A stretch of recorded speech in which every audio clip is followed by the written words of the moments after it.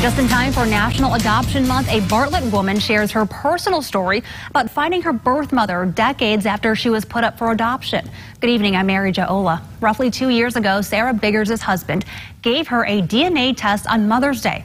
And more than a year later, she reconnected with her birth family in North Carolina. It was a reunion Biggers says completed her life.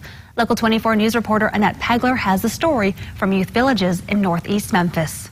Mary Jo, Sarah Biggers works for Youth Villages, an agency that specializes in adoption and foster care. It's her passion. That's why it was personal for her when she met her birth mother 2 years ago. So this is the picture from the hospital. This is the only baby picture of Sarah Biggers in the hospital days before her mother, Wendy Loggins, put her up for adoption. One of the things she said to me is, I just couldn't stand the thought of you going into foster care and not knowing that you already had a family before I left you. Biggers grew up less than 15 minutes from her birth family without even knowing. 32 years passed, and on Mother's Day in 2015, Biggers' husband gave her a 23andMe DNA test to check her health history. But one of the things I was not expecting is the possibility of a relative being in the database. That relative was her second cousin, who eventually linked her to her mother.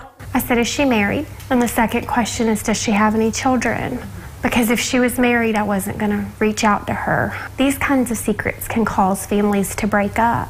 She waited more than a year later when it was the right time. Just so much emotion takes over you. I don't really think you can describe that moment. These days, Biggers, her mother, and her sister are making up for lost time. And she said going home without a baby were some of the darkest days of her life. And so being able to understand that now, it's so much more about love than it is about not choosing you. And the two just celebrated what they call I Found You Day, the day they actually first met, which was 2 years ago yesterday. Reporting in Northeast Memphis, Annette Pegler, Local 24 News.